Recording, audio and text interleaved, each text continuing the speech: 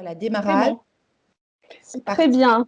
Merci beaucoup, Emmanuel. Bonjour à toutes et à tous. Alors, je voudrais simplement rappeler le cadre de cette conférence à deux voix, puisqu'elle s'inscrit dans un séminaire interuniversitaire qui est le séminaire ALEA. Ça signifie, enfin, le logo signifie Amérique latine et le sigle Amérique latine et espace atlantique. C'est un séminaire interuniversitaire d'histoire contemporaine qui réunit trois équipes spécialistes de l'Amérique latine contemporaine. Alors, les trois équipes, ce sont les suivantes. Le groupe ALIM du labo LER de l'université Paris 8, Emmanuel Sinardet et moi-même sommes membres. Alors, je voudrais simplement rappeler, peut-être c'est l'occasion là, rappeler le prochain rendez-vous de ce séminaire interuniversitaire ALEA, qui sera une journée d'études sur les centenaires de 1921. Donc, ces centenaires qui concernent le Pérou, le Mexique et l'Amérique centrale, et qui aura lieu le 12 février. Alors, les modalités ne sont pas complètement définies à l'heure actuelle, mais elles le seront très rapidement. Et vous aurez bien évidemment les renseignements le plus rapidement possible. Alors, avant de commencer, il me reste à remercier Emmanuel Sinardet d'avoir accepté de discuter avec moi. Puisque, bon, au départ, j'étais censée intervenir tout seul, et puis en discutant toutes les deux, nous avons eu l'intuition que ces deux villes, Valparaíso et Guayaquil, ces deux villes du Pacifique, ces deux Joyas, avaient beaucoup en commun. Et en tout cas, que la comparaison pouvait s'avérer fructueuse. Et puis, peut-être qu'on peut l'avouer aussi, Emmanuel, il y avait le souhait de partir un peu loin de la grisaille parisienne et de vous faire voyager sous des cieux un petit peu plus cléments pour nous remonter un peu à tous le moral qui n'est pas toujours au beau fixe en ce moment. Alors, Emmanuel Sinardet, je vais la présenter rapidement, même si je pense que la plupart des personnes ici réunies la connaissent. Emmanuel Sinardet, professeur en histoire et civilisation de l'Amérique latine contemporaine à l'université Paris-Nanterre. Elle est donc membre du GRECUN, le GRECUN, donc du laboratoire CRIA, et elle est aussi responsable du Centre d'études équatoriennes. En ce qui me concerne, pour ceux qui ne me connaissent pas, je suis donc Diana Bodros-Vigna, professeure en civilisation latino-américaine contemporaine dans le même groupe de recherche, et également à l'université Paris-Nanterre et co-coordinatrice. Je rappelle, avant de commencer, qu'il serait préférable, puisque cette conférence est enregistrée, de couper vos micros, parce que sinon le son sera enregistré, et de couper vos caméras au moins pendant la partie conférence. Et puis le micro, vous pourrez le réactiver si vous avez des questions à poser à l'issue de cette conférence. Eh bien, je crois qu'on peut commencer. Est-ce que j'ai oublié quelque chose, Emmanuel? Non, je crois que tout est dit et bien dit. Très bien, alors je commence. On va alterner la présentation. Attention à ceux qui... J'ai un écho. C'est bon, hein. De notre côté, nous n'avons pas... Enfin, moi, je n'ai pas d'écho, en tout cas. Ok. Bon, c'est très désagréable de m'entendre en écho, mais je me lance. Tant pis. Alors, cette communication donc, de Joyas du Pacifique, reconstruction patrimoniale à Valparaíso et Guayaquil, cette communication, elle part d'un constat. C'est celui d'un tournant néolibéral que connaissent ces deux villes, Valparaíso et Guayaquil, dans les années 90-2000. Ces deux villes ports d'Amérique latine, connues aussi comme la Perla et la Joya del Pacífico, un tournant néolibéral qui arrive suite à la décennie perdue que connaît toute la région latino-américaine. Alors, Valparaíso, à cette période, se lance dans la course au statut de ville patrimoniale, statut qu'elle obtient en 2003, on le verra tout à l'heure. Et cette labellisation sur la liste prestigieuse du patrimoine culturel de l'humanité va être suivie de nombreux projets de revitalisation du littoral. Dans la même période, Guayaquil mène une politique de régénération, alors c'est le terme admis alors et c'est le terme qui s'impose depuis, une politique de régénération des quartiers centraux dont la transformation du Malecón va devenir emblématique. Alors, dans les deux villes, l'objectif est également économique, les autorités espérant bien évidemment obtenir des retombées positives et une image la plus consensuelle possible via un récit identitaire cohérent.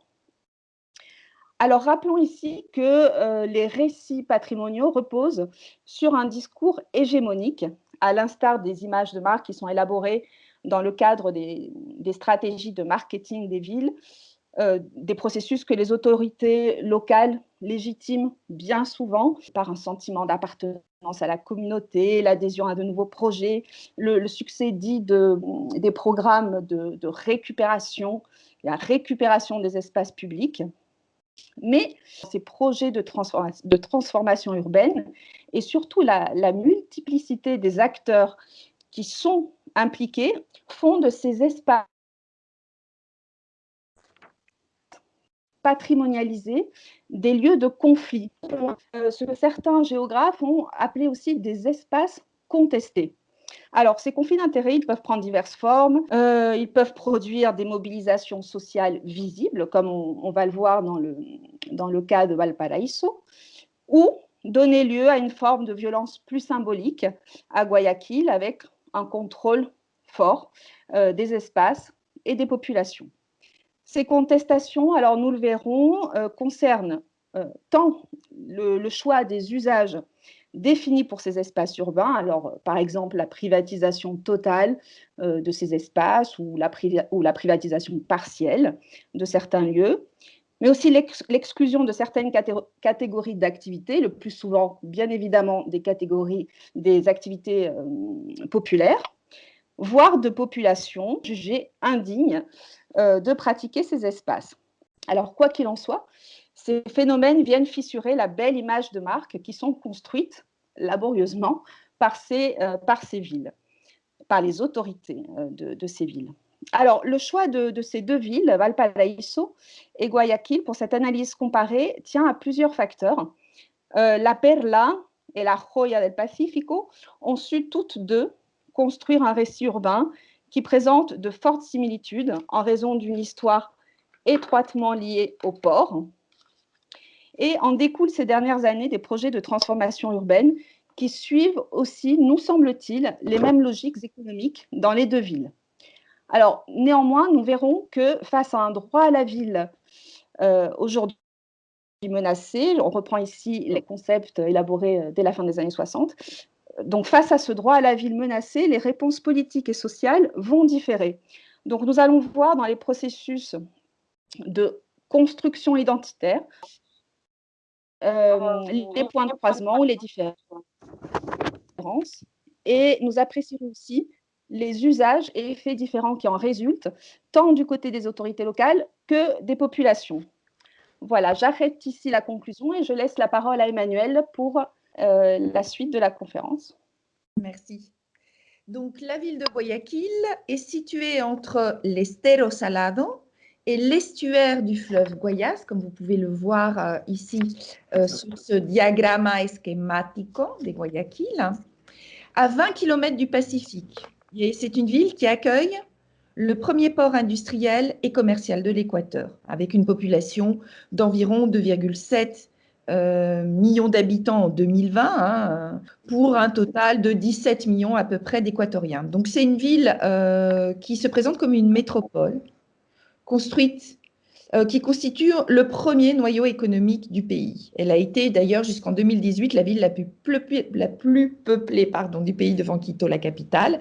Son développement, sa densification sont liés aux activités agroexportatrices dès les années 1875, avec du cacao d'abord. Et à partir des années 1940-1950, le dynamisme économique de Guayaquil a massivement attiré une population démunie, installée de façon anarchique avec le phénomène des invasiones dans une périphérie absorbée aujourd'hui par la ville. Donc l'urbanisation se construit toujours de façon très rapide dans une agglomération qui n'a pas le statut administratif de distrito metropolitano comme Quito, mais qui existe en tant que tel dans la pratique en tant que Gran Guayaquil. À partir de 1992, avec l'élection à la mairie de Febres Cordero, ancien président de la République et promoteur des réformes néolibérales dans le pays, eh bien, un vaste projet de régénération urbaine, c'est la terminologie utilisée, a été conduit par la municipalité, accompagné de grandes campagnes de communication, de programmes d'éducation civique, en réalité des programmes d'éducation à l'urbanité, à l'attention des secteurs populaires.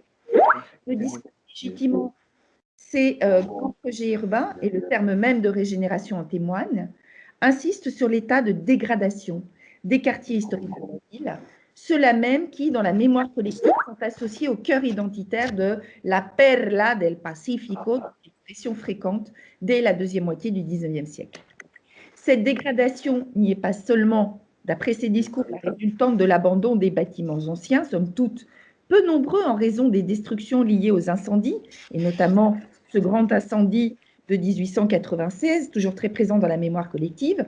Cet abandon serait aussi celui d'espaces publics, livrés aux délinquants, aux asociaux, je reprends l'expression, espaces délaissés par les citoyens en raison de leur dangerosité.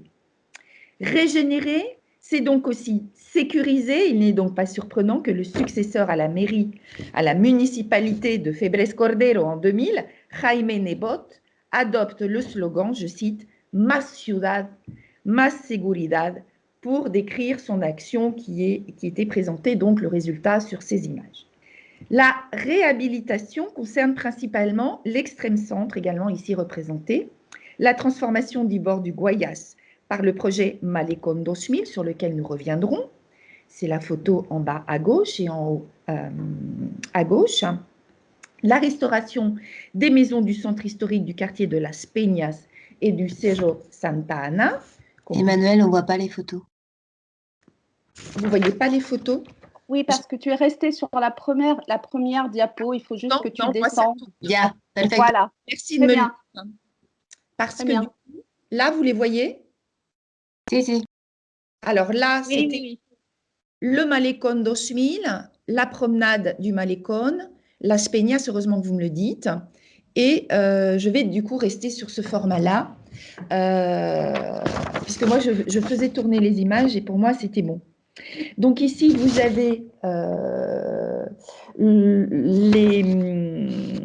les différentes restaurations dans ce centre, avec, comme vous le voyez ici, donc un prolongement dans une zone résidentielle ici à Parquet.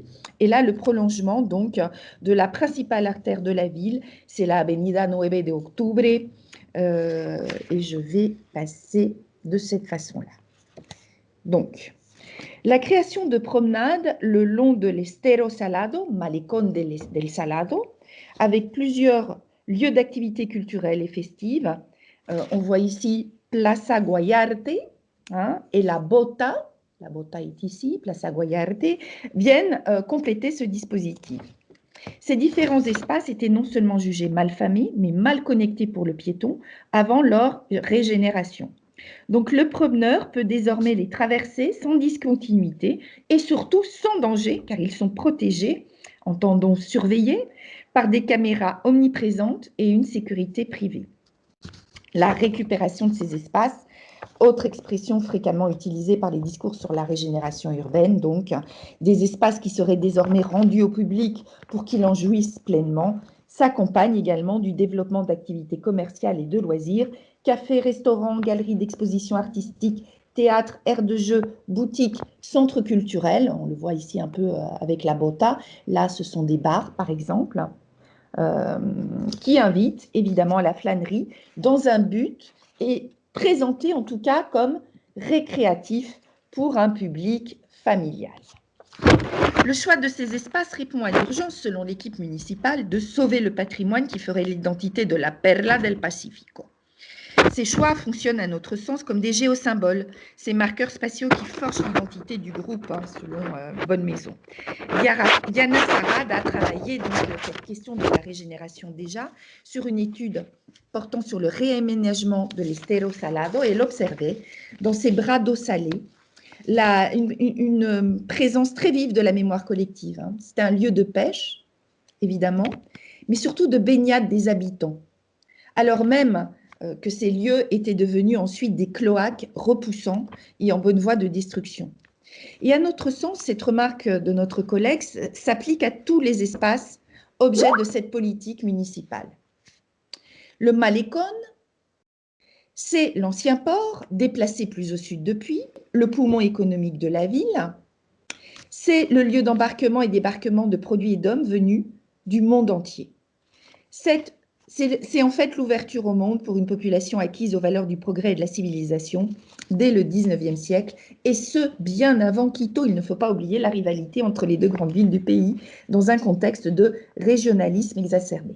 Le Malecón, c'est la ville industrieuse et dynamique, méritante, ne devant son succès qu'à ses propres efforts, à en croire le discours que portent les Guayaquiléniens sur eux-mêmes.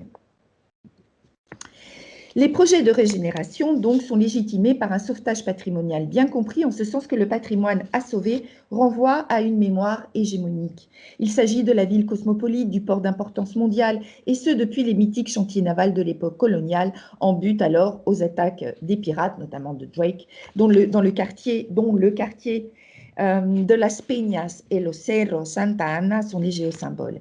C'est aussi et surtout la ville d'élite, modernisatrice, c'est comme ça qu'elle se représentait en tout cas, responsable du développement local, mais aussi national, l'oligarchie cacaoyère de la seconde moitié du 19e.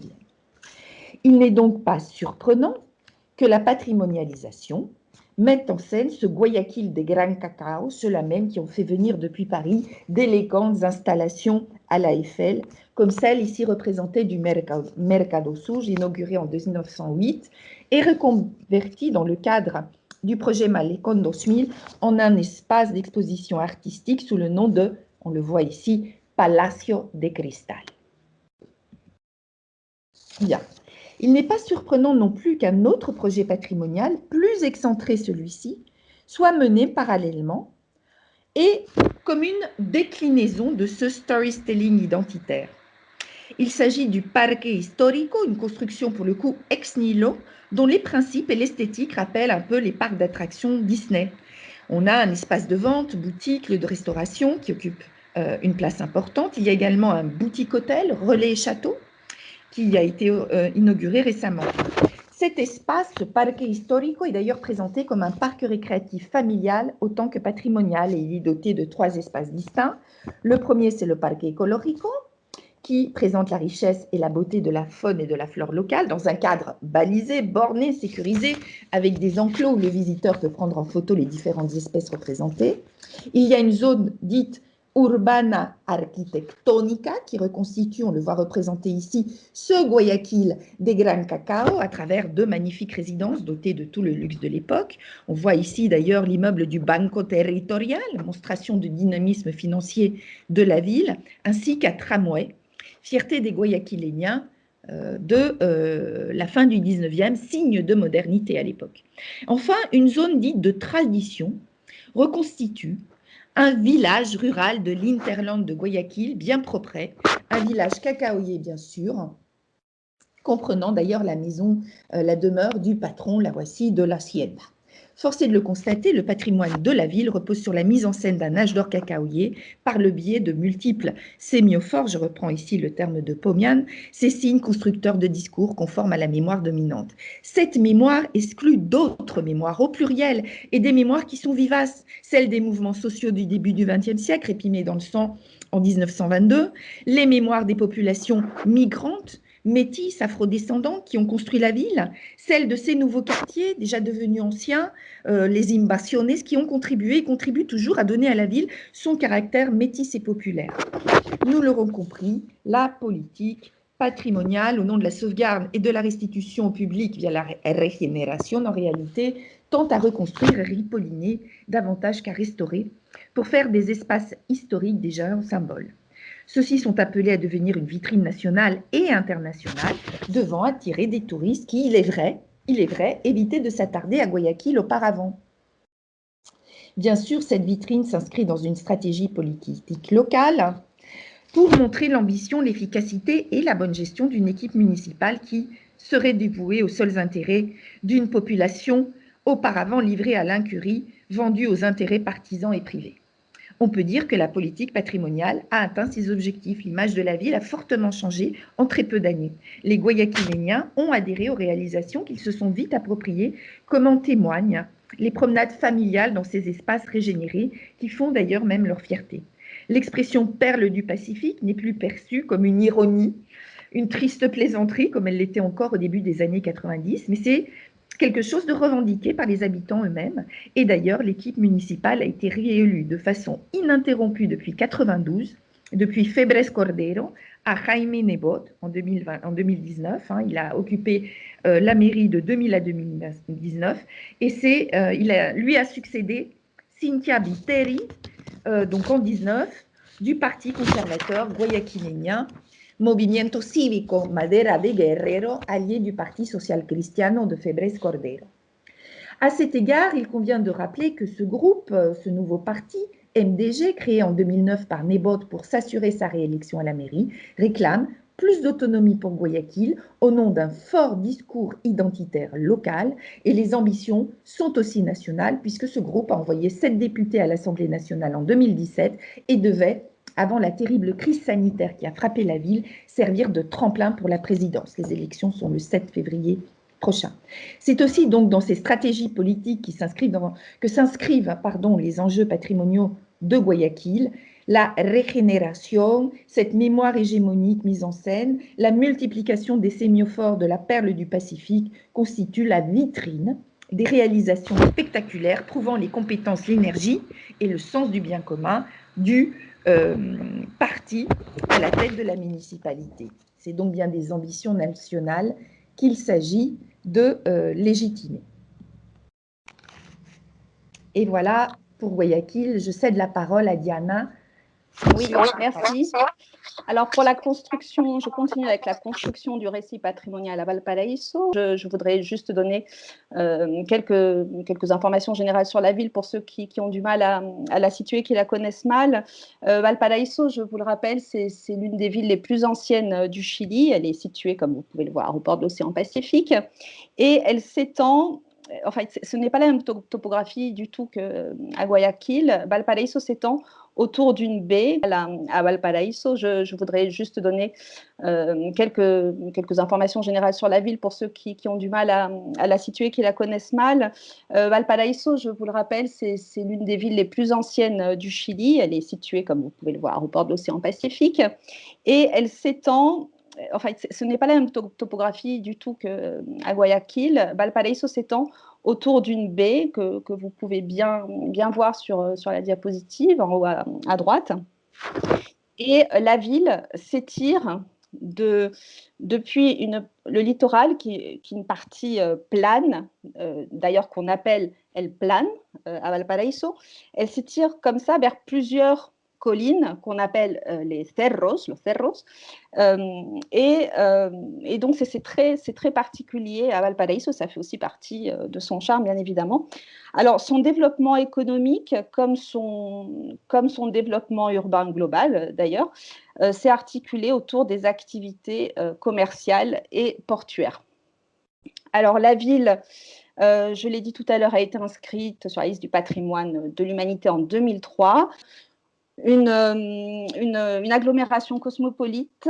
Elle forme avec Viña del Mar, sa voisine, une grande agglomération cosmopolite, comme je disais. Alors, je voudrais simplement ajouter que Valparaíso n'est pas la capitale du Chili. Elle est quand même le siège du Congrès national. Elle est siège de l'état-major de l'armée chilienne aussi, et aussi du ministère de la Culture, ce qui en fait pour certains la capitale culturelle du Chili. Voilà pour la petite présentation générale de Valparaíso, et on peut passer à la diapositive suivante pour expliquer la construction du récit. Ah, ça a encore sauté, Emmanuel, je Se suis nos fue navrée. otra vez, Emmanuel. Je comprends pas pourquoi ça saute. Je La vais le mettre. Vas-y, continue, je m'en occupe. La construction, c'est pas grave. La construction du récit patrimonial à Valparaiso. Alors, plus encore qu'à Guayaquil, c'est vraiment la dimension économique qui a prévalu dans les politiques urbaines ces dernières années, ce depuis le projet de candidature au patrimoine de l'humanité, processus de candidature qui donc est initié à la fin des années 90. Alors, à ce moment-là, pour le gouvernement national comme pour le gouvernement local, l'accès de Valparaíso au rang de patrimoine culturel de l'humanité est perçu à ce moment-là comme une formidable opportunité pour résoudre les problèmes structurels et pour enrayer le phénomène de déclin, je mets déclin entre guillemets, de déclin de la ville. On retrouve en fait ici les mêmes discours de détérioration urbaine, de déclin qu'Emmanuel a cité tout à l'heure pour Guayaquil. Alors, le processus de patrimonialisation, il se met en place dans la ville bien avant 2003, au début des années 90, et ce qui est intéressant, c'est que ce processus va s'appuyer sur la valorisation de certains éléments culturels et historiques, comme le montre tout le dossier, les documents produits dans le processus de candidature. Alors, ces documents, ils vont être élaborés par des historiens, certains historiens, des architectes, des urbanistes, c'est-à-dire par ceux qu'on nomme les experts du patrimoine, qui vont s'employer à construire un récit historique qui brille. Alors, comment faire briller la joya del Pacífico en mettant l'accent sur un âge d'or, ou plus précisément en inventant un âge d'or, c'est-à-dire une période de référence par rapport à laquelle va s'opérer tout ce processus de construction identitaire et patrimoniale. Alors, tout comme à Guayaquil, cet âge d'or, il est étroitement lié à l'histoire du port et plus précisément au XIXe siècle, et aussi à un ensemble de valeurs qui va être associé à ce récit. Alors, le récit identitaire de la ville-port, il est mis en avant notamment dans ce que l'UNESCO appelle, vous le voyez dans la diapositive, la valeur universelle du site. Donc, vous pouvez la lire ici. L'accent est mis sur le commerce, sur la ville portuaire, le commerce maritime international de la fin du 19e et du début du 20e. Alors, il est aussi intéressant de souligner que les discours patrimoniaux à Valparaíso insistent sur l'absence de fondation de la ville, parce que contrairement à de nombreuses villes coloniales, comme Quito par exemple, Valparaíso ne peut avancer aucune date de fondation car elle est originairement un port et non une ville. Comme vous le voyez sur cette diapositive, Valdivia, le fondateur de Santiago, la définissait non comme une ville, mais comme le port de Santiago. Donc un port avant tout. Les récits historiques qui sont choisis dans le discours patrimonial rappellent que ce n'est qu'au XIXe siècle que Valparaíso se développe avec la croissance du commerce maritime, qui va faire de cette ville une étape majeure pour les navires jusqu'à devenir le premier port du Pacifique. C'est donc le port qui est présenté comme berceau de la ville et c'est au port qu'elle doit tout. Le bien patrimonial qui est décrit dans le dossier de candidature, il est bien dénommé, appelé quartier historique de la ville portuaire de Valparaíso. Alors, dans la diapositive suivante, Emmanuel, est-ce que tu peux... Voilà, merci beaucoup. Bon, le port, à lui seul, ne va pas suffire à forger le récit. Comme je l'ai dit tout à l'heure, il va être associé à des notions telles que les échanges, les influences européennes, la diversité. Mais alors que dans la ville de Guayaquil, le récit patrimonial, comme l'a expliqué Emmanuel, s'appuie davantage sur des origines locales. À Valparaíso, c'est l'héritage anglo-saxon qui est valorisé. Alors, rappelons que de nombreux migrants s'installent en effet à Valparaíso au XIXe siècle, et bien que la ville va accueillir durant la deuxième moitié du XIXe des Italiens, des Français, ce sont surtout des Anglais et des Allemands qui arrivent en masse, attirés par le dynamisme économique de la ville, par le secteur de la finance, le commerce, les mines, tous liés au dynamisme de l'activité portuaire. Alors très rapidement, leur influence, l'influence de ces anglo-saxons, se fait sentir dans l'architecture. Vous pouvez le voir un petit peu sur la photographie de gauche. Sur l'architecture, comme en témoignent les façades victoriennes de bâtiments dans certains cerros, l'entassement particulier des maisons aux bow windows, je crois que c'est comme ça qu'on dit, les fenêtres en guillotine. Donc pas de place d'armes ici, pas de plan en damier, mais plutôt des ruelles désordonnées qui grimpe du plane, donc le plane, ce fameux littoral, hein, la partie plane, vers les hauteurs des collines. Donc ruelles, passages, escaliers, ascensores sont caractéristiques d'un développement urbain qui s'adapte à la topographie particulière du site. Alors, les autorités locales de Valparaíso, assistées des experts en patrimoine que je citais tout à l'heure, choisissent de promouvoir cet héritage-là, cet héritage anglo-saxon dans le processus de patrimonialisation, tout en y intégrant le caractère porteño que lui confère l'activité commerciale. Alors, les discours diffusés par l'UNESCO, les discours diffusés par les autorités de la ville mettent bien en avant l'héritage de ces migrants venus d'Europe qui sont ici présentés comme ceux qui ont façonné de leurs mains, comme tu disais Emmanuel, hein, qui ont façonné la ville-port, fort de leur savoir-faire. Bon.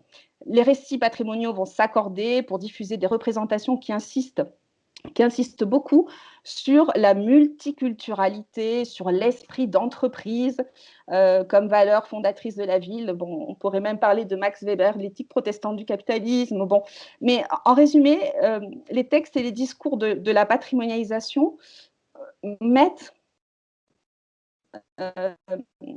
en lumière, mettent en exergue les qualités de ces peuples migrants, et surtout leur combinaison harmonieuse entre elles, mais aussi harmonieuse, en harmonie avec l'environnement naturel. Je crois qu'on peut passer à la diapositive suivante. La diapositive numéro 15. Je voudrais insister sur le récit, sur le discours identitaire, si vous m'entendez toujours, hein, n'hésitez pas à me dire, sur le discours identitaire produit par ces récits patrimoniaux qui vont mettre en avant des valeurs, des événements historiques, des caractéristiques culturelles. Bon, c'est un processus, somme toute, assez classique. Hein. Néstor García Canclini le soulignait déjà lorsqu'il parlait du passé légitime. Donc, ce passé légitime qui devient le socle nécessaire d'un projet collectif local, dans ce cas-là. Nous l'avons vu dans le cas de Guayaquil, l'objectif est de construire un récit commun susceptible d'emporter l'adhésion du plus grand nombre. N'oubliez pas d'éteindre vos micros, hein, parce que je vous entends dans mes petites oreillettes. Et la citation que vous voyez sur la diapositive, c'est une citation de Pablo Aravena. Pablo Aravena qui a beaucoup travaillé sur l'histoire de Valparaíso et qui je crois, dit l'essentiel ici en parlant de puesta en valor de ciertos objetos, el uso de la historia local, la promoción de una nueva, es decir, con más brillo. Voilà, il faut faire briller l'histoire d'une façon ou d'une autre pour la nouvelle génération. Donc, il n'est pas surprenant, et on peut passer, je crois, à la diapositive suivante, il n'est pas surprenant que seule une zone de la ville soit inscrite au patrimoine de l'humanité.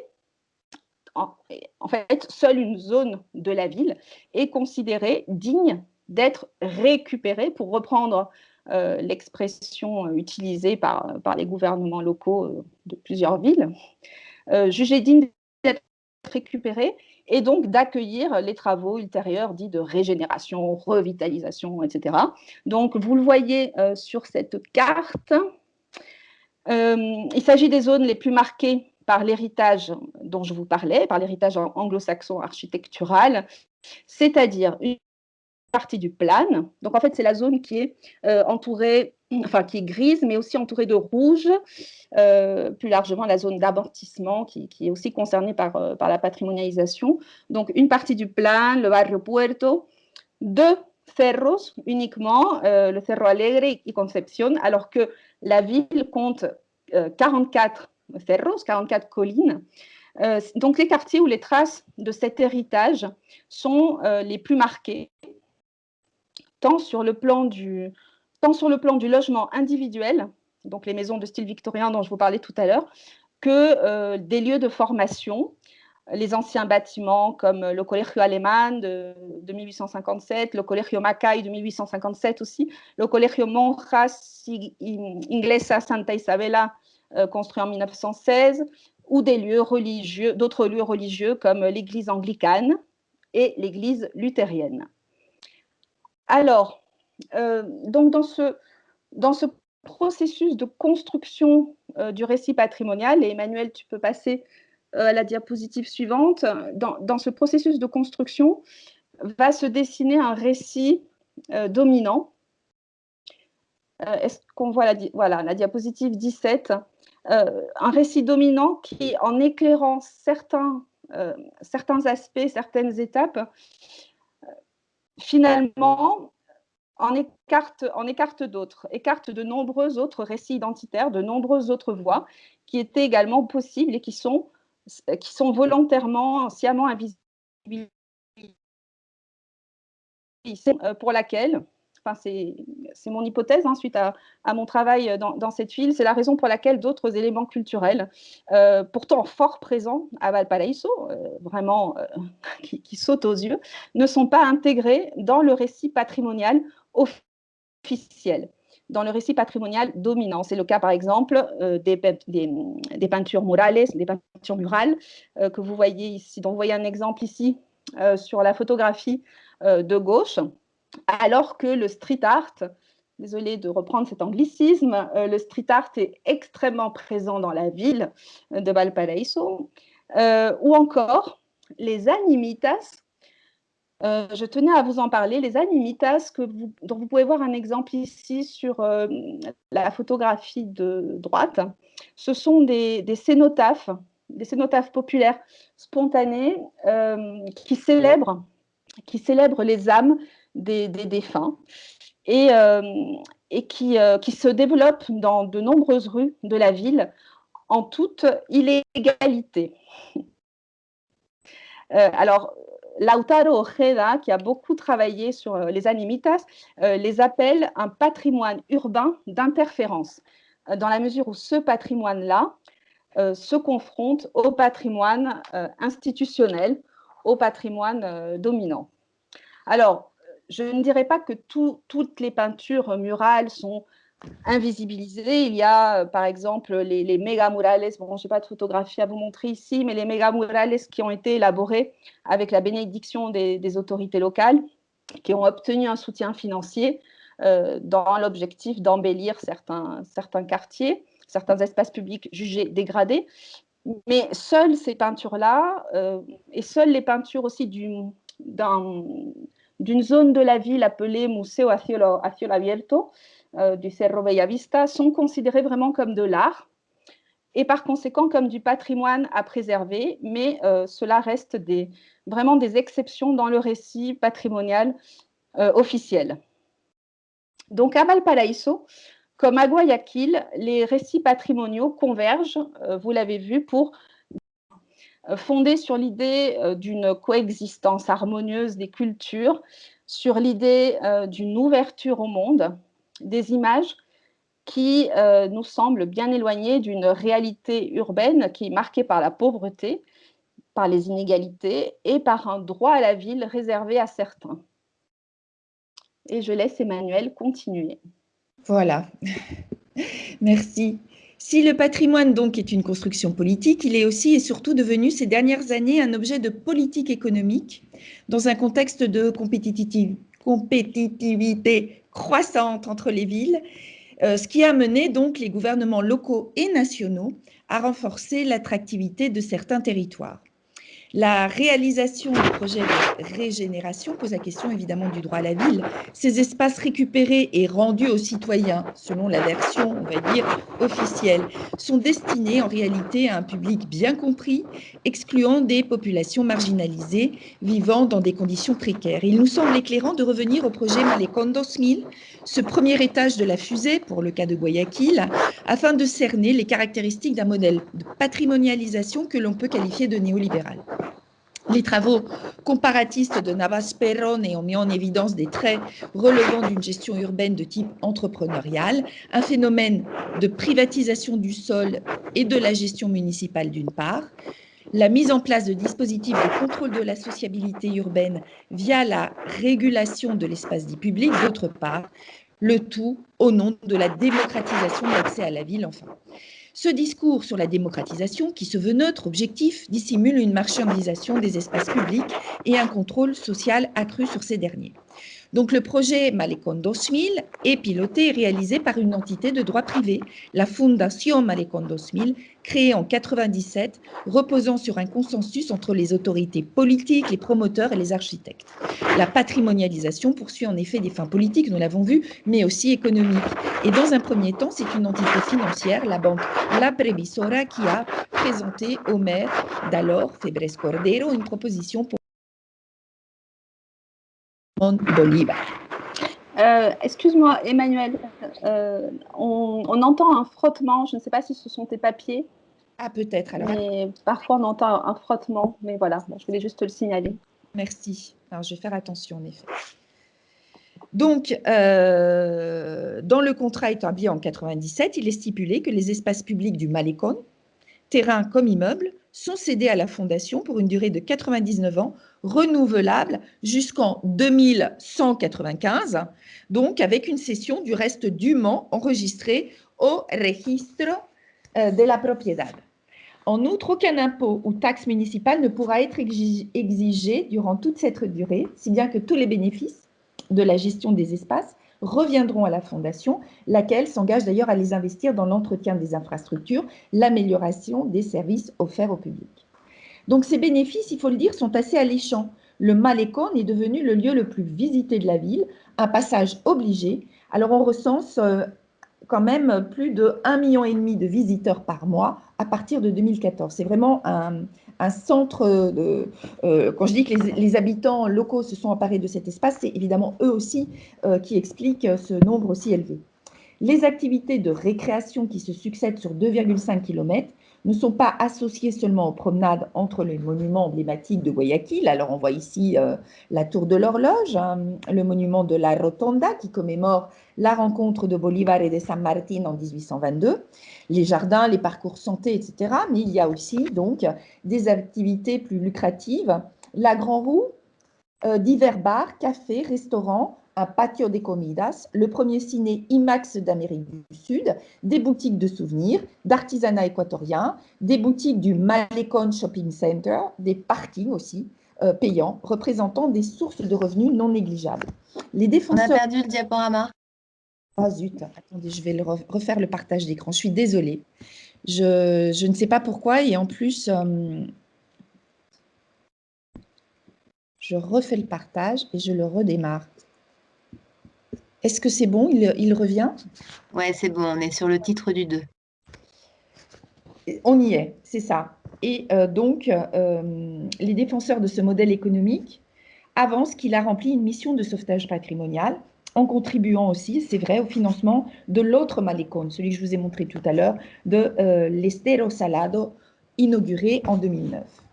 Donc, dans ce même contrat, il est également indiqué, et on le voit ici, que l'espace du Malecón sera clos, surveillé par des caméras, que l'accès se fera par certaines entrées contrôlées par des agents de sécurité privés.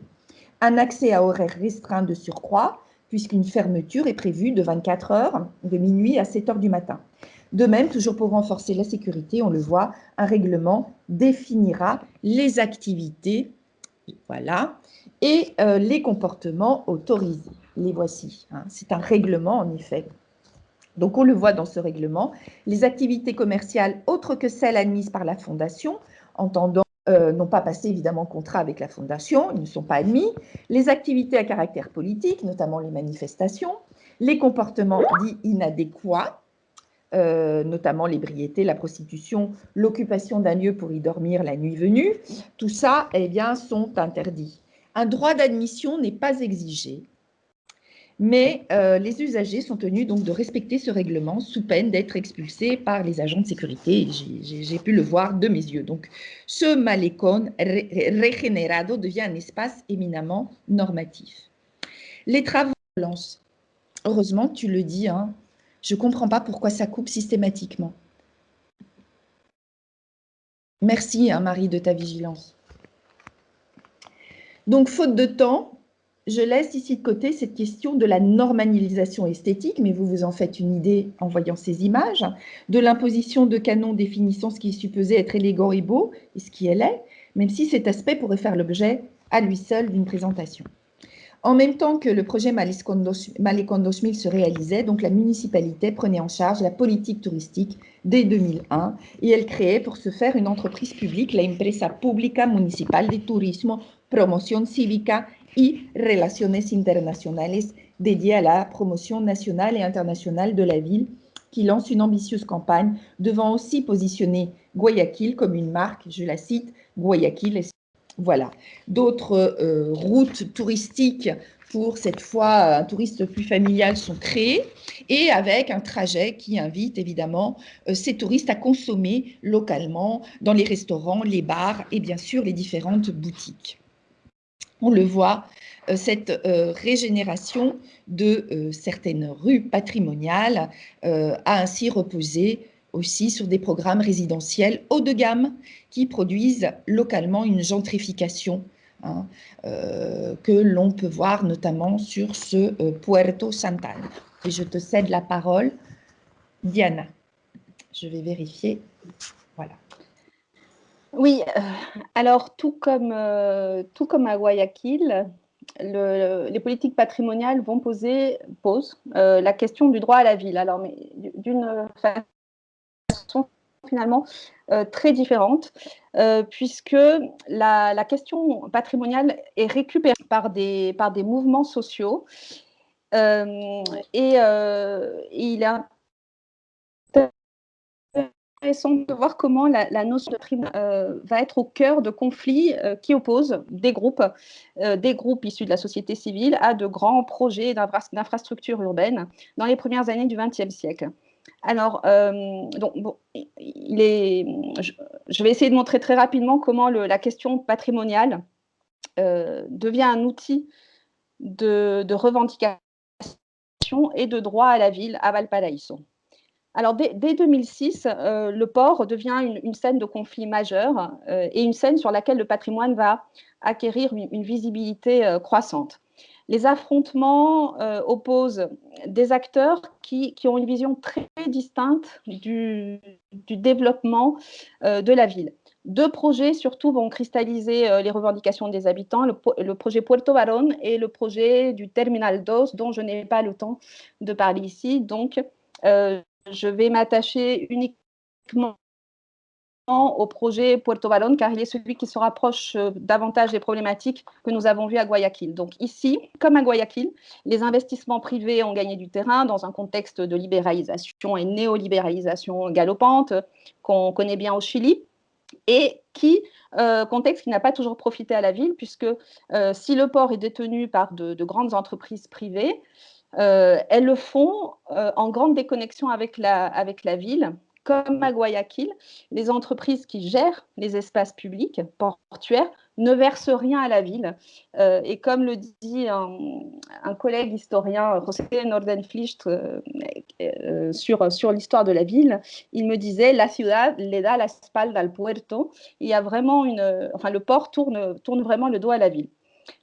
Alors, dans ce contexte, le projet Puerto Barón est né au début des années 2000 et il concernait la construction d'une grande zone commerciale appelée Mall au Chili, dont la réalisation avait été confiée au groupe Mall Plaza en 2006.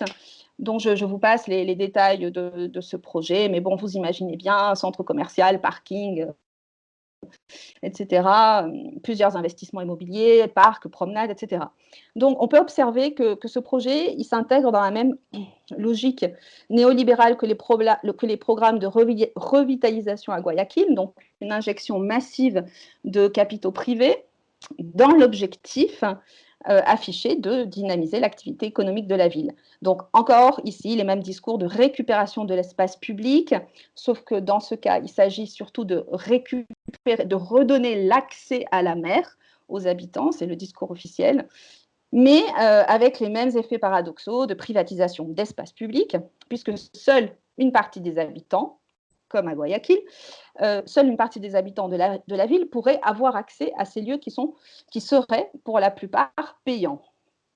Mais contrairement au consensus observé à Guayaquil, le projet Puerto Barón a suscité de vives réactions et a fait donc émerger les conflits dont je vous parlais. Donc, d'une part, les entreprises porteuses des projets, et de l'autre, certains habitants, pas tous, hein, mais une partie des habitants qui réclamaient une autre vision de la ville. Alors, ces mouvements sociaux deviennent progressivement ce que j'ai appelé des mouvements sociaux patrimoniaux, qui rassemblent des groupes divers issus de la société civile. Pablo Aravena, l'historien dont je vous parlais tout à l'heure, parle, lui, de patrimonialisme desde abajo. Et il se manifeste le plus souvent sur le registre de la revendication. Bon, alors, on ne va faire que survoler ici, mais je voudrais quand même vous parler un petit peu du Puertazo de 2008, qui est le point de départ de ces mouvements sociaux patrimoniaux. Le Puertazo, il rassemble une myriade d'acteurs, syndicats, juntas de vecinos, étudiants, qui dénoncent le Mall Barón, mais en reprenant, et c'est intéressant, en reprenant des arguments patrimoniaux. L'identité portuaire de la ville est menacée par ce projet. Et l'argumentation de ce mouvement reprend les arguments unesquiens, les arguments de la Declaratoria. Donc, vous pouvez le voir sur cette diapositive. Voilà, on parle de patrimonio natural y cultural essential de Valparaíso. Donc, le port n'est plus seulement un élément historique, il est élevé au rang de port patrimonial. Je voudrais vous parler aussi, voilà, je voulais vous donner cet exemple de lettre collective qui a été adressée au maire de Valparaíso en 2011. Enfin, il y a différents exemples, hein. Bon, j'en donne ici quelques illustrations. Donc, cette lettre collective montre comment le discours patrimonial des groupes qui participent à ces mouvements d'opposition au projet Barón est désormais bien maîtrisé, et surtout comment la labellisation de la ville devient un argument recours pour les habitants. Je passe à la dernière diapositive de ces mouvements. Ce sont des photographies prises pas par moi, hein, des photographies prises en 2013 de qui montrent bien, je pense, la diversité, enfin l'ampleur du mouvement et surtout la diversité des acteurs mobilisés contre le projet, puisque, bon, vous pouvez différents groupes et par exemple aussi en bas à droite, les camionneurs, les routiers qui protestent également et qui reprennent, alors on ne le voit pas très bien, mais qui reprennent aussi la notion de patrimoine. Donc, le récit patrimonial qui, au départ, a été élaboré par les élites est récupéré par les habitants de la ville. Néanmoins, les habitants de la ville détournent ce même récit à d'autres fins que celles recherchées par les élites et finissent par obtenir gain de cause puisque le projet Barón a été finalement écarté Et c'est aujourd'hui un autre projet, bon, un peu plus écologique, qui a été adopté suite à un large processus de consultation populaire et qui est appelé Parque Varón, qui accueillera un ensemble d'espaces verts avec des aires de jeu, des espaces de détente et une promenade aussi, comme à Guayaquil, une promenade au bord du littoral. Voilà, alors la politique patrimoniale guayaquilénienne a finalement suscité assez peu de critiques négatives parmi les habitants. Il y en a eu, hein. Il y a quelques voix dissonantes qui ont émergé d'ailleurs très tôt, mais elles sont restées assez peu audibles et elles ont concerné principalement des milieux académiques, intellectuels, artistiques. En fait, la crise de la Covid qui a durement frappé la ville tend aujourd'hui à changer la donne puisqu'elle a mis en évidence l'impréparation des autorités locales à la gestion des risques sanitaires, les limites de l'administration entrepreneuriale et nous avons, comme vous l'avez ici en tête, les images de ces corps déposés dans la rue parce que les familles ne pouvaient plus les conserver chez elles alors que les services funéraires étaient débordés et que les hôpitaux étaient dépassés. Donc on a ici depuis très peu une remise en question douloureuse d'ailleurs d'une municipalité moderne et responsable, douloureuse pour les Guayaquiléniens. On aurait une vitrine patrimoniale savamment construite depuis quelques 25 ans qui commencerait peut-être à se fissurer. Alors, j'aurais une conclusion un petit peu plus positive pour Valparaíso, puisque il me semble que les organisations populaires sont parvenues à faire de l'argument patrimonial qui était détenu traditionnellement par les élites politiques ou les élites économiques, sont parvenus à en faire un argument citoyen, un outil de revendication.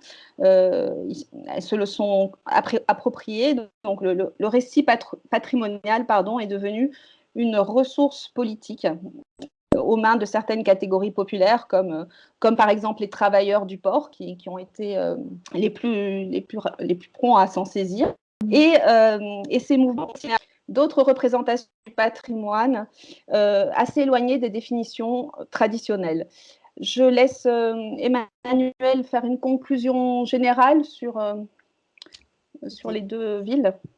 Donc, ces deux exemples, Guayaquil et Valparaíso, illustrent assez bien la richesse du discours patrimonial et les divers usages qui peuvent en être faits. Donc, dans le cas de Guayaquil, on a une sorte de narrativa, excusez-moi, j'avais utilisé le terme anglo-saxon storytelling, mais élaboré par les autorités de la ville.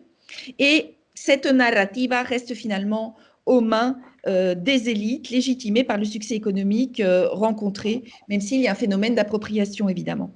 Néanmoins, cette légitimité donc est fortement érodée par la crise actuelle et on peut y voir les limites d'une politique qui n'a pas su intégrer les différents groupes sociaux. À Valparaíso, les années de mobilisation ont produit une forme de empoderamiento d'une partie de la population et ont conduit à la création de nouveaux espaces de participation et d'expression politique. Donc, l'une des raisons qui peut expliquer ces différences dans le traitement du récit identitaire tient sans doute en partie à un contexte d'opportunité, peut-être particulier à Valparaíso, c'est-à-dire la labellisation de la ville au patrimoine de l'humanité, qui a créé les conditions favorables pour les habitants, lesquels ont pu se saisir des arguments patrimoniaux pour faire valoir leur droit à la ville. Quoi qu'il en soit, les processus observés dans les deux villes nous rappellent les mises en garde de Néstor García Canclini au sujet des politiques culturelles. La preservación de los bienes culturales nunca puede ser más importante que la de las personas que los necesitan para vivir. Et dans des villes latino-américaines caractérisées par de grandes inégalités sociales et par un contraste fort entre les zones les plus favorisées et les quartiers les plus pauvres, le choix des politiques en matière de développement urbain sont fondamentaux, parfois vitaux, comme en atteste tragiquement la pandémie actuelle. Voilà. He dicho, hemos dicho. On vous laisse poser des questions si vous en avez, en reprenant la main sur les micros. Alors, j'ai une question qui n'est pas très précise, mais en voyant la diapo 22, j'ai vu le petit nuage de pollution au-dessus de Valparaíso et je me demandais s'il y avait aussi une action pour diminuer la pollution dans ces villes portuaires qui sont aussi des villes industrielles. Voilà, c'était juste ça. Où vois-tu un nuage de pollution, Marie? Comme une sorte de smog. c'est Ah ça? oui, alors oui, oui. À Valparaiso, l'activité industrielle, elle n'est pas très marquée, hein. C'est surtout l'activité portuaire. Alors, il y a de plus en plus de bateaux de croisière qui arrivent et qui polluent énormément aussi, hein,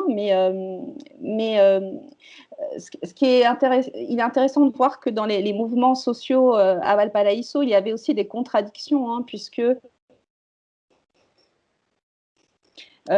les, les travailleurs du port qui disaient Somos patrimonio mettaient en avant donc cette activité-là, alors que d'autres groupes qui étaient associés à ces travailleurs contre le projet Baron voulaient au contraire que l'activité portuaire soit réduite pour donner un cadre de vie plus agréable. Alors, il y a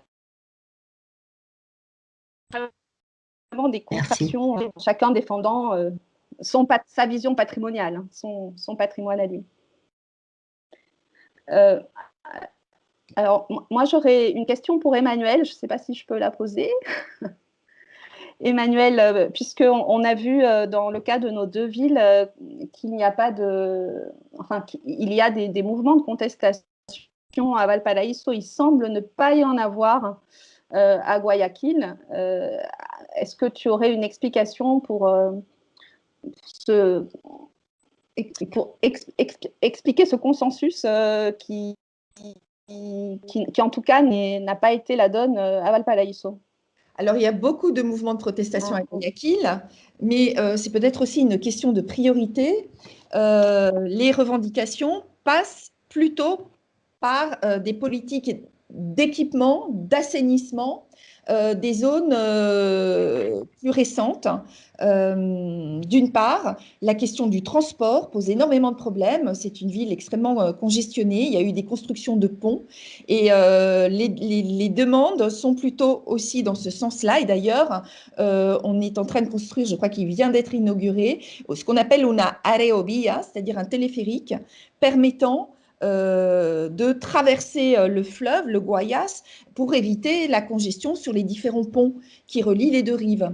Donc, il y a énormément de revendications autour de la ville et autour finalement de l'accès à la ville, mais c'est moins en termes patrimoniaux. Alors, il y a des critiques quand même, hein, c'est-à-dire que par exemple, certains trouvent que c'est trop surfait, que c'est peut-être pas très beau, on n'a pas le charme de l'ancien Malecón, voilà. Mais sur la question de la sécurité, en tout cas, il y a unanimité quand même, hein. Juste peut-être pour prolonger là ce que tu viens d'expliquer, Emmanuel. Donc ces reconstructions patrimoniales, elles ont des enjeux éminemment politiques. Et je me souviens, Diana, dans tes comparaisons précédentes, donc tu montrais une récupération plutôt politique par le haut à un Équateur et plutôt par le bas au Chili, et à partir de l'exemple de Valparaíso où on a vu une forte mobilisation. Mais ta comparaison, c'était Quito. Donc je voulais savoir, là on a mentionné des contestations ponctuelles, mais est-ce qu'on a finalement quelque chose d'assez homogène avec un Équateur, une absence de demande débouchant sur des contestations de projets, sur des oppositions aux projets en Équateur? Et est-ce que de ce point de vue, Guayaquil s'aligne finalement sur ce qui s'est passé à Quito, ou est-ce qu'il y a une différence entre ces deux villes dans leur façon de gérer les politiques menées? Oui, alors juste sur Quito, puisque la récupération par le haut à Quito, elle me semblait relever tout simplement de la couleur politique de l'équipe en place. À ce moment-là, c'était à la fin des années 2010, jusqu'à 2014 environ. C'était une équipe progressiste au pouvoir qui était issue en partie des mouvements sociaux. Et j'en profite pour justement pointer l'une des faiblesses des politiques urbaines.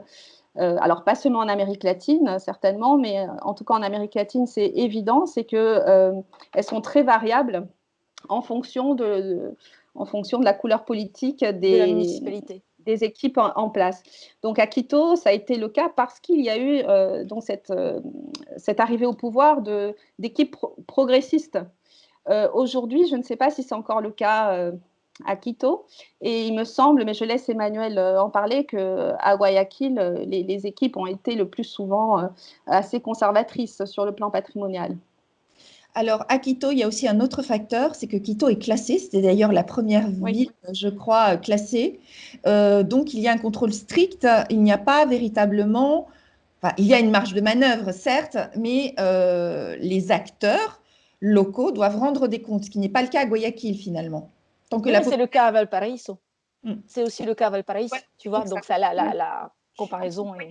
Les Quito, ce serait déjà la différence. C'est que on ne peut pas faire ce qu'on veut, finalement, totalement, en tout cas, à Quito, puisqu'il faut rendre des comptes dans le cadre du classement. Et puis, en effet, la coloration politique, si on pense à Guayaquil tout de suite, c'est un bastion plutôt de politique de droite qui se réclame d'orientation néolibérale. Et finalement, cette gestion très entrepreneuriale, avec une grande participation du privé. Bon, il y a un pilotage aussi qui est partagé avec le public, mais une grande intervention du privé, eh bien, c'est quelque chose qui colore les orientations de ce discours. Surtout qu'au pouvoir, depuis 92, sans discontinuité jusqu'à nos jours, nous avons la même équipe qui a donc eu le temps, on va dire, de véritablement développer, qui compte aussi sur des résultats qui sont spectaculaires, ça c'est vrai. Et elles ont eu le temps de développer des orientations qui donnent, alors je parlais de coloration particulière ou d'esthétique à ce type de restauration, mais qui est très marqué. Oui, d'ailleurs, Emmanuel, sur les normas, on n'a pas eu l'occasion de les voir puisque la diapositive était trop petite. Mais je voulais quand même, voilà, sur les normas voilà, pour les visiteurs dans certains espaces. Il s'agit du Malecón ici, c'est ça? Oui, c'est le Malecón. Oui, dans le Malecón del Estero existe. Oui, et ces normas-là, ce côté vraiment très normatif, on le retrouve. Alors, on ne le trouve pas à Valparaiso, mais on le retrouve dans d'autres villes où les politiques urbaines ont mené ces programmes dits de récupération des espaces publics. Enfin, le terme de récupération est quand même assez paradoxal parce que, enfin, vous l'aurez compris, on ne récupère les espaces que pour une certaine catégorie et sous certaines conditions. Et ce type de normes, ça me fait penser aussi à ce qu'on peut retrouver dans certains espaces, notamment à Mexico, dans le métro à Mexico, où on ne peut pas faire certaines choses. Enfin, tout est bien régulé. Alors que dans d'autres espaces, elles ne sont plus adaptées. Donc, enfin, on peut retrouver dans de nombreuses villes aujourd'hui ce type de cadre normatif pour les espaces dits récupérés. Voilà, mais je l'ai pas vu à Valparaiso. Puis les rejas bien évidemment, qui ferment les espaces soi-disant récupérés. Concernant les politiques qui, dans vos deux communications, ont été, à juste titre, très marquées par la politique locale. Justement, je voulais vous poser une première question concernant le lien qui peuvent avoir les récits patrimoniaux dont vous avez parlé par rapport à la politique générale de l'État. C'est-à-dire, quels seraient les liens dans les deux cas avec, disons, l'évolution politique du gouvernement central.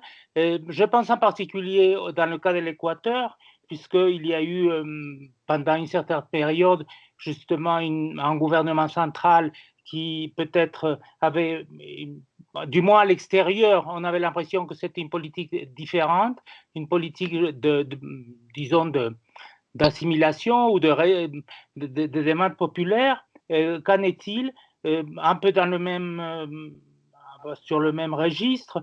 Est-ce qu'il y a dans les deux cas un ministère du tourisme, disons dans les capitales de ces États-nations, qui oriente ou modifie un petit peu les politiques locales? Alors ça, c'était la première question que je voulais vous poser. Une autre question de détail, c'est parce que j'étais lorsque vous avez proposé votre projet, ben, l'idée de bijoux que vous aviez parlé, Perla y Joya, j'ai vu qu'il y avait la préparation de votre exposé en utilisant donc cette idée de bijoux.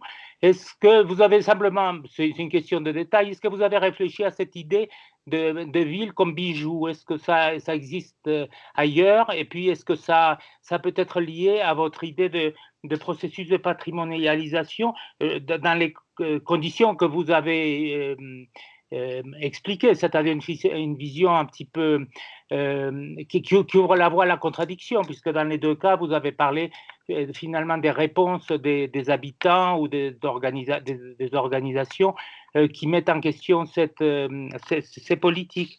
Voilà, sinon j'ai beaucoup aimé tout votre développement tellement harmonieux, disons. Merci. Merci Miguel. Emmanuel, tu veux que je commence? Comme tu veux. C'est une question sur le lien niveau national, niveau local que je me suis beaucoup posée, bien évidemment, sur l'étude des politiques culturelles et patrimoniales. Mais justement, ce qu'on expliquait avec Emmanuel au début de cette conférence, c'est que toutes ces politiques dites de revitalisation, de régénération, elles ont été menées dans un contexte qu'on appelle schématiquement néolibéral et qui sont marqués par la montée en puissance des villes comme sur la scène internationale, je dirais. C'est-à-dire qu'aujourd'hui, en Amérique latine, mais pas seulement, les villes sont vraiment des acteurs majeurs parce que, en termes d'attractivité, il se trouve que quand on parle d'attractivité territoriale, ce sont bien les villes qui mènent le jeu et elles sont d'ailleurs en concurrence entre elles et comme on l'a dit au début, la course au statut de ville patrimoniale, cette course, elle a concerné non seulement Valparaíso et Quito, mais cette course, elle a concerné quasiment toutes les villes d'Amérique latine qui avaient quelque chose à vendre. Donc, les politiques, elles se sont vraiment fortement localisées. Moi, c'est ce que j'ai pu remarquer. Je dirais juste, alors dans le cas de Quito, simplement lorsque la couleur politique de l'équipe municipale était la même que celle du gouvernement national, le gouvernement national a récupéré, me semble-t-il, la politique menée à Quito, la politique dite du buen vivir, et là il y avait une sorte de concordance, alors que lorsque Rafael Correa était au pouvoir, il n'y avait en aucun cas une récupération de la politique, enfin Emmanuel me contredira peut-être, de la politique menée à Guayaquil, puisque ce n'était pas les mêmes, la même couleur politique. Bon, je laisse Emmanuel compléter ma réponse. Oui, en fait, ça pose la question de l'articulation de l'instance, on va dire, on parle du tourisme, mais on a bien compris en effet que la valorisation de Guayaquil avait des fins touristiques et donc économiques. L'articulation entre l'échelon national et l'articulation locale. Et je rejoins complètement, y compris dans le cas de Quito d'ailleurs, ce que vient de dire Diana, c'est-à-dire que finalement, à ce niveau-là, le rôle de l'État central est faible. Et en fait, Correa a créé un ministère de la Culture, un véritable ministère de la Culture, avec la dimension du patrimoine, en articulant évidemment son discours et son action à un discours patrimonial. Il n'y avait pas que Quito, il y avait Cuenca aussi. Donc, il n'y a pas véritablement... alors, à partir de là, il y a eu des efforts de coordination, mais la main, c'est véritablement le distrito metropolitano de Quito qui l'a sur ses politiques et le suivi. Pour le cas de Guayaquil, dans ce cas-là, il y a même eu des tensions entre le ministère de la Culture central, basé à Quito, et donc plutôt correísta, et la municipalité de Guayaquil, vent debout, évidemment, contre la politique de Correa. Donc, l'État est intervenu dans les domaines pour lesquels il avait des prérogatives. Il a notamment toute une participation sociale dont les habitants de Guayaquil ont bénéficié, mais on n'est pas dans le champ véritablement culturel et patrimonial. Néanmoins, il y a eu des initiatives qui ont été appliquées à Guayaquil, c'est-à-dire la gratuité de l'accès, notamment à ce parque historico dont je parlais. Je me souviens au début avoir dû payer, mais après, il y a aujourd'hui désormais la gratuité de l'accès aux musées et aux lieux, on va dire, culturels et patrimoniaux. Donc, mais c'est encore une fois plutôt la ville qui décide, au-delà de la coloration politique, évidemment. Et pour ce qui est du Perla, donc, comme je disais, c'est un sujet un peu de boutade. Perla del Pacifico, c'est quelque chose qu'on trouve déjà au 19e siècle pour qualifier Guayaquil. Mais évidemment, la détérioration des infrastructures et des bâtiments crée avec Perla une acception un peu ironique. Ce qui a changé depuis ces 25 dernières années, c'est la Perla del Pacifico prend désormais un autre sens et une autre dimension comme expression. Bien, merci. Je vais peut-être me permettre de prendre la parole parce que c'est un lien direct avec ce que tu viens de dire, Emmanuel. Donc, désolé, David. C'est Yann? Pas de souci, commence, je prends la Oui, excuse-moi. Oui. Justement, c'était pour poser une question à toutes les deux sur cette question entre ministère et politique locale.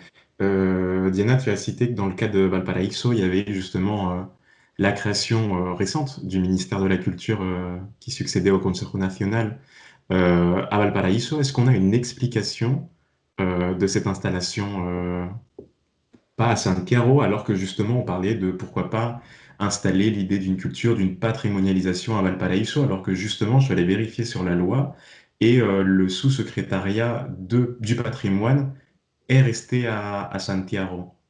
Donc c'était juste pour voir. Oui, alors je t'avoue que sur la question du siège du ministère, je me demande, mais il faudrait que je vérifie, je ne veux pas dire de bêtises, je me demande si ça ne s'est pas fait au moment où on parlait de patrimonialiser Valparaíso. Mais je crois avoir entendu ça, mais j'en suis plus très sûre. Mais il me semble que c'était dans les années 90, au moment où c'était aussi pour appuyer la demande, le dossier de candidature de Valparaíso comme sur la liste du patrimoine culturel de l'humanité. D'accord, ok. Et j'avais juste une deuxième question pour donner suite à ce que tu disais tout à l'heure, Emmanuel, sur l'installation des caméras, notamment à Guayaquil, pour la société de contrôle, la sécurisation des endroits malfamés ou peu contrôlés et en récupération de contrôle. Et donc on avait l'occasion d'en parler tous les trois, mais peut-être qu'on peut en parler un peu plus. Est-ce que les politiques locales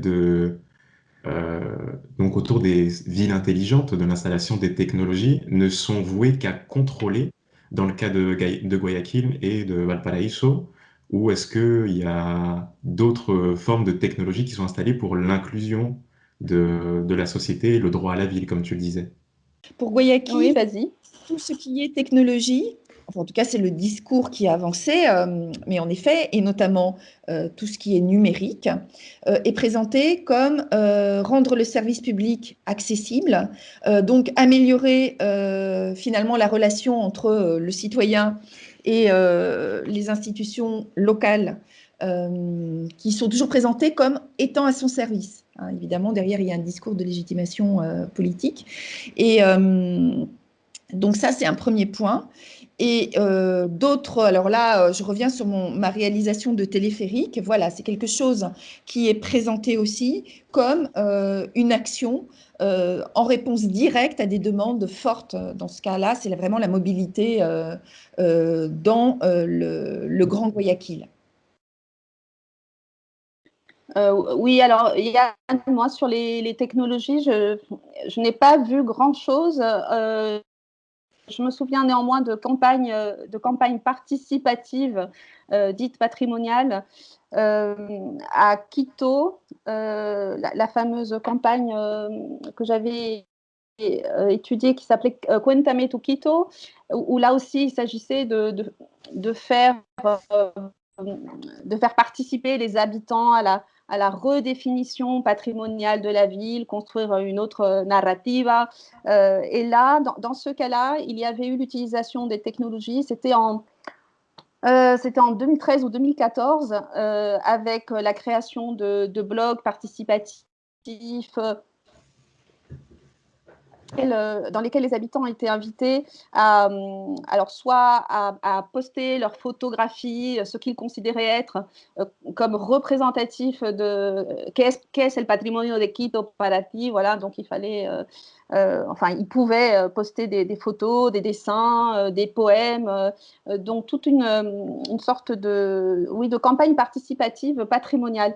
Alors je n'ai pas vu la même chose à Valparaíso. Il faudrait alors peut-être qu'aujourd'hui c'est davantage le cas. Là, je t'avoue qu'il faudrait faire une enquête de terrain à Valparaíso pour voir, surtout dans les conditions actuelles, dans les conditions de pandémie, s'il y a aujourd'hui des processus de ce type qui sont menés pour que les habitants puissent quand même avoir accès aux sites culturels majeurs. Il me semble qu'il y a un musée à Valparaíso qui donne, par exemple, la possibilité de visiter, d'avoir une visite virtuelle, mais je ne crois pas que ce soit la norme, encore. D'accord, merci beaucoup. Je prends la parole alors du coup. David, oui. Oui, tout à fait. Alors déjà, je vous remercie je reprends ce que disait Miguel. J'ai été très séduit par la façon dont vous avez présenté votre étude, votre exposé, et la façon dont vous entrelaciez les deux études au lieu de les juxtaposer. Enfin, je crois que c'est tout à fait intéressant. Vous avez dû pas mal travailler en amont toutes les deux pour vous coordonner. C'est très bien. Je voulais revenir sur ce que tu disais, Diana, par rapport à la centralité revendiquée par Valparaíso, peut-être géographique, en tout cas symbolique et Oui. politique, en soulignant justement une revendication de capitalité. Il se trouve que, bon, vous le savez, notre groupe, le CRIMIC, s'interroge sur la construction de la capitalité, et à ce niveau-là, c'est très intéressant. Valparaíso, siège du Congrès national, qui est quand même la représentation de la souveraineté, état-major des armées, non moins important, et même le ministère de la Culture qui permet à cette ville de s'ériger comme capitale culturelle du Chili, ou du moins de proclamer ce statut. Alors, ça me fait penser et je m'intéresserai aussi au cas de Guayaquil par rapport à Quito, justement, mais aussi la volonté de ces villes, finalement, d'intégrer un réseau de capitales culturelles ou alors de capitales touristiques, les deux, je pense, à l'échelle continentale. Et vous soulignez, je ne sais plus qui, la concurrence pour le statut international, finalement, la concurrence internationale pour acquérir ce statut de ville patrimoniale, et qui donc s'observe tant à un niveau international entre différentes villes qui peuvent revendiquer ça pour attirer des touristes ou obtenir le label de l'UNESCO, mais aussi sur un plan national, finalement, par rapport à la capitale politique ou capitale historique, selon les cas. Alors, ça m'a fait penser aussi qu'au XIXe siècle et dans les premières décennies du XXe siècle, souvent un moyen pour les villes de revendiquer ce statut international de capitale culturelle ou de capitale économique, selon les cas, était l'organisation d'expositions universelles ou internationales. Alors, je sais que je ne crois pas me tromper sur les dates, mais vous me corrigerez si c'est le cas. Santiago en a cueilli une en 1875 et Quito en 1909. Et j'ai l'impression que, en revanche, Guayaquil et Valparaíso n'ont jamais accueilli dans cette grande vague des expositions internationales, coloniales en Europe plutôt, ou universelles. J'ai l'impression que ces villes portuaires n'en ont jamais accueilli. Alors aujourd'hui, c'est vrai qu'il y a d'autres moyens pour acquérir ce statut, et en particulier le label UNESCO est très intéressant pour avoir une reconnaissance internationale, on va dire. Et donc voilà, je m'interrogeais un petit peu sur le cas de Guayaquil par rapport à Quito en particulier. Tu as souligné, Emmanuel, c'était très intéressant, que le parti conservateur qui est guayaquilénien, si je ne me trompe pas sur le gentilé, donc c'est un parti conservateur local, mais qui a malgré tout des ambitions nationales, donc qui correspond peut-être à la branche locale d'un parti plus national, hein, je l'ignore pour le cas équatorien. Et donc, est-ce que justement Guayaquil se positionne dans une position de rivalité vis-à-vis de Quito en termes de revendication de capitalité? Bon, ça renvoie sans doute aussi à des luttes de statut des villes plus historiques, hein, on va dire. Et aussi par rapport, si l'une ou l'autre veut intervenir sur cette idée cette ambition de ces villes à s'ériger dans ce réseau de capital culturel. Est-ce qu'il existe éventuellement des connexions entre elles ou de capital patrimonial à l'échelle continentale américaine, ou est-ce que finalement c'est des processus concurrents et finalement assez séparés, on va dire, ou au contraire il y a des éléments aussi de connexion? Alors, je vais essayer d'être bref parce que l'histoire des relations, plus exactement de la rivalité entre Guayaquil et Quito, c'est un sujet en soi. C'est même l'objet de nombreuses boutades. Donc, les deux, la Costa et la Sierra, finalement, ont été relativement récemment désenclavés. Et finalement, les deux centres se sont développés historiquement avec des activités propres et de façon parallèle. Voilà. Et c'est donc la réalisation du fameux ferrocarril inauguré en 1908 qui va, même symboliquement d'ailleurs, relier les deux espaces. Même si il y a des liens commerciaux entre les deux villes, ça facilite évidemment ces échanges, mais chacune avait des logiques de développement différentes. Et cette rivalité s'est affirmée beaucoup dans la seconde moitié du 19e avec ce grand boom du cacao et cette émergence d'une oligarchie du cacao qui était évidemment libérale. Je vais pas faire, c'est plus compliqué que ça, mais on va dire, mais là où Quito était conservatrice, on va dire. Et donc, il y a une rivalité qui, avec la révolution libérale de 1895, trouve un début, on va dire, d'équilibre, puisque les libéraux au pouvoir sont des gens de la côte, mais vont intégrer évidemment des gens de la Sierra aussi, avec un modèle extrêmement national. Et le projet, c'est justement de désenclaver, d'où le train à ce moment-là, et de intégrer toutes les régions au territoire national. Mais ça n'empêche pas deux identités, deux discours identitaires très, très, très différents avec alors je vais remettre la photo, oui, Catherine, tu as raison, je vais peut-être remettre la photo autour de cette période de splendeur, revendiquer le Gran Cacao comme fondement identitaire de la ville, c'est bien rappeler une grande période où Guayaquil était économiquement beaucoup plus puissante que Quito et qui donnait le ton, y compris idéologiquement, au pays.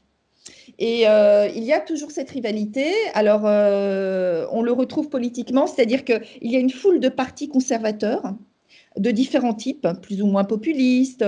Et il y a quand même un mouvement national, mais dans des stratégies, on va dire, beaucoup plus personnelles. Dans le cas de Jaime Nebot, notamment, il s'agissait, alors Febres Cordero avait été président, il s'agissait aussi de créer la plateforme devant permettre d'appuyer au-delà de son discours identitaire sa trajectoire personnelle. Mais il y a, on le voit là, Lasso par exemple, a une couverture nationale et pourtant conservateur. Il est appuyé notamment par certains conservateurs de Guayaquil.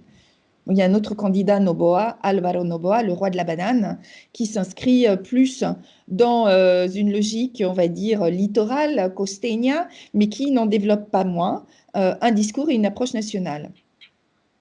Et encore une fois, ça n'empêche pas deux discours identitaires très différents et une identité costeña très ancrée.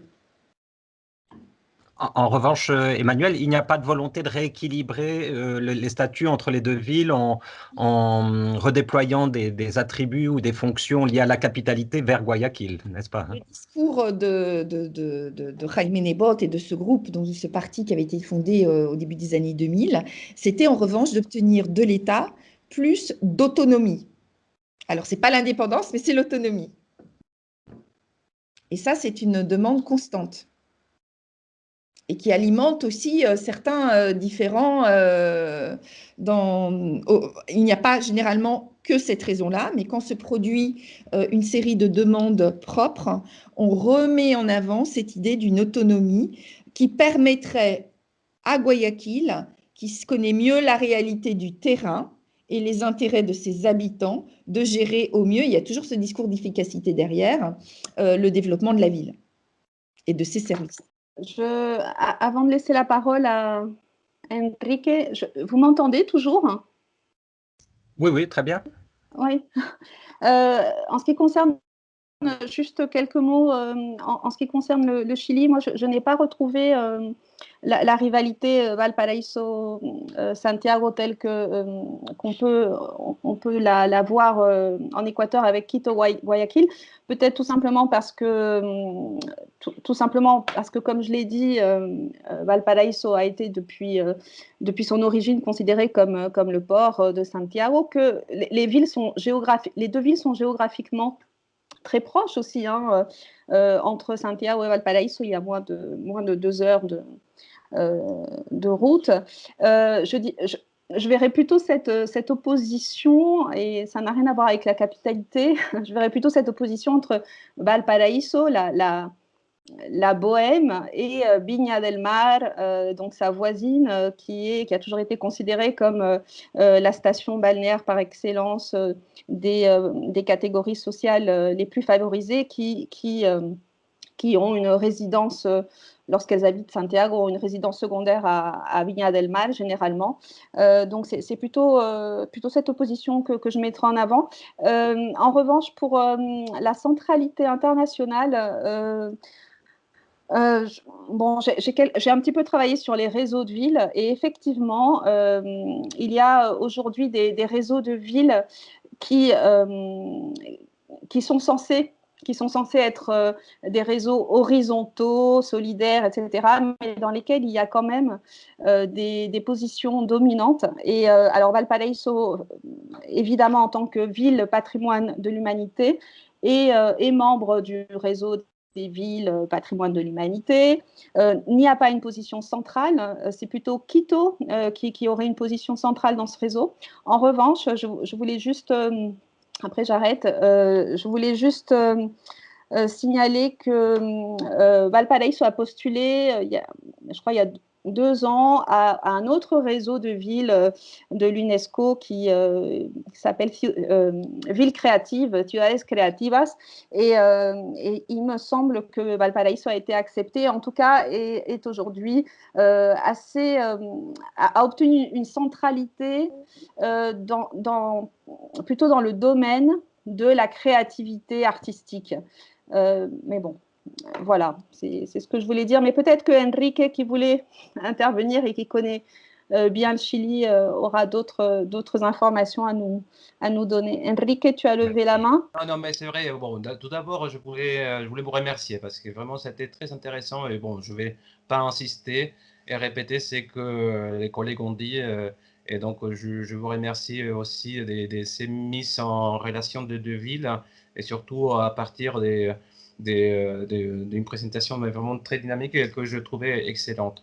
Donc non, au niveau de cette concurrence entre la capitale et Valparaíso, c'est plutôt le 19e, on peut parler de ça, au 19e, quand il y a vraiment le système urbain se met en place dans l'État-nation chilien. Donc c'est plutôt une fois que ça a été décidé que Santiago va vraiment prendre la capitalité et surtout que Santiago, à la fin du 19e, devient vraiment le centre aussi économique du pays. C'est là où cette concurrence qu'il y avait tout au long du 19e va disparaître au fur et à mesure. Et après, c'est que Diana a dit, donc je pense que là, rien à ajouter. Donc, ce n'est pas le même cas que par rapport à l'Équateur. Donc là, je pense que Diana a très bien expliqué cette différence au niveau du réseau urbain de deux pays. Mais moi, c'était, bon, surtout ce que je connais le mieux, c'est Valparaíso. Et même si je connais, mais en tant que touriste, Guayaquil, donc je voyais très bien ce dont Emmanuel parlait. Et surtout, ces ségrégations spatiales, je le voyais surtout ça, sur les cerros, là où vraiment les grilles séparent les quartiers mais vraiment, il y a mais vraiment des portes, et même les voisins vous dites, il ne faut pas entrer là, vous risquez de vous faire dépouiller. Donc on voyait que même c'est des villes séparées entre cette envie de développer le tourisme et vraiment des quartiers qui sont vraiment mis à l'écart, même au niveau physique, hein, au niveau de l'espace, ces espaces urbains morcelés, au niveau des politiques urbaines bien affichées dans un cadre plus large.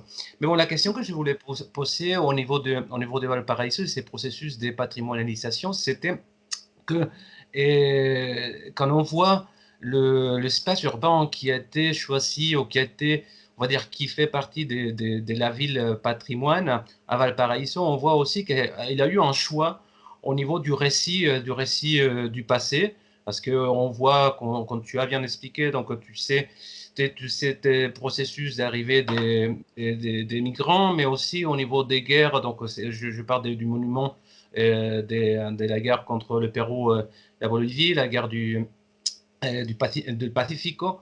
Donc il y a un choix. Et donc la question que je vais poser, c'était où est-ce qu'il y a eu, comment c'est fait, est-ce qu'il y a eu une tension dans un contexte où on connaît cette lutte des mémoires dans l'histoire chilienne, est-ce qu'il y a eu, il n'y a pas eu une espèce de tension, on va dire, aussi de ces luttes mémoriales pour ajouter, en tenant compte aussi le rôle que Valparaiso a joué pendant la dictature, le coup d'État, la dictature de Pinochet, mais vraiment c'était un choix intentionnel de laisser à l'écart ces parties, ces mémoires de la ville. Et par contre, est-ce que en même temps, il n'y a pas eu vraiment une résistance, il y a encore une demande pour ajouter ces récits dans l'espace de la ville?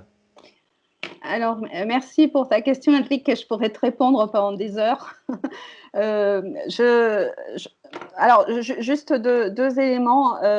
Alors, sur la patrimonialisation, je n'ai pas eu le temps de le dire, mais il y a eu différents dossiers de candidature qui ont été travaillés. Et il faut savoir que la première candidature de la ville a été refusée par le comité du patrimoine mondial. Mais en fait, les conflits entre les différentes visions, elles se référaient davantage aux frontières de la ville patrimoniale, plus qu'à aux éléments mémoriels que tu as cités. Dans le cas des dossiers qui étaient en opposition, par exemple, il y avait un premier dossier qui était un dossier de candidature pour présenter Valparaiso dans son ensemble, avec l'intégration du patrimoine paysager, pour intégrer le patrimoine, le paysage comme élément patrimonial. La baie dont j'ai parlé, avec los cerros, etc. Ce qui aurait intégré aussi, par exemple, la Sebastiana, le musée de Pablo Neruda, enfin l'ancienne maison de Pablo Neruda, etc. Bon, et d'autres. Bon, ce dossier a été refusé, et ensuite les frontières se sont resserrées pour des raisons que je n'aurai pas le temps de développer ici, mais des raisons qui tiennent à la politique de l'UNESCO, tout simplement. Mais pour ce qui est des choix mémoriels, c'est intéressant ce que tu dis sur l'époque de la dictature, puisqu'il y a à Valparaiso, dans une autre colline, une ancienne prison, la ex-cárcel, qui a été reconvertie en espace culturel.